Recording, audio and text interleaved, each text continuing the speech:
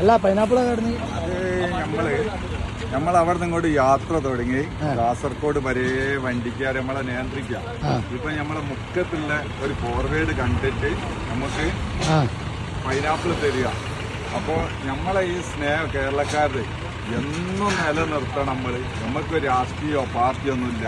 നമ്മളെ സഹോദരന്മാർ അപകടത്തിൽ പെടുമ്പോൾ അതായത് ഈ പൈനാപ്പിൾ എന്ന് പറഞ്ഞാല് 100 കോടിന്റെ മൂല്യമാണ് നമ്മൾ കൽപ്പിക്കുന്നത്. കാരണം നമ്മളെ കണ്ടപ്പോ വണ്ടി നിർത്തി ഓല് ജയ്പൂർക്കല്ലേ പോണത്, ഓല് തന്നതാണ്. അപ്പൊ നമ്മളെ നാട്ടുകാർ കാണാൻ വേണ്ടിയിട്ട് കാസർഗോഡ് വരെ നമ്മളെ കാണാത്തൊരു കാറുകാരനെ ഞങ്ങൾക്ക് എസ്കോർട്ടായിട്ട് അയാള് നമുക്ക് ബ്ലോക്കുകളൊക്കെ മാറ്റി തരും. അപ്പൊ ഞങ്ങള് ഇവിടെ അരി വാങ്ങാൻ നിർത്തിയതാട്ടോ. ചെറിയ പ്രതീക്ഷകളുണ്ട് കേട്ടോ. ഞങ്ങൾ അവിടെ എത്തുമ്പോക്ക് വണ്ടി കാണുമെന്ന് തന്നെയാണ്. ചെറിയ ലൊക്കേഷന് കേരളത്തിലുള്ള എല്ലാവരും മീഡിയകളിൽ കാണുന്നുണ്ടല്ലോ. പക്ഷെ നമ്മളെ സഹോദരന്മാർക്ക് അവിടെ ഒന്നും ഇല്ലാന്ന് തോന്നുന്നു. അതുകൊണ്ട് ഞങ്ങൾ ഇവിടുന്ന് അരിയൊക്കെ വാങ്ങിക്കാട്ടെ സാധനങ്ങളൊക്കെ. എന്നാൽ എല്ലാവർക്കും കഞ്ഞി തന്നെ വെച്ച് കൊടുക്കാമല്ലോ. അതാ ചെക്കന്മാരൊക്കെ അരി വാങ്ങുന്നുണ്ട് കേട്ടോ.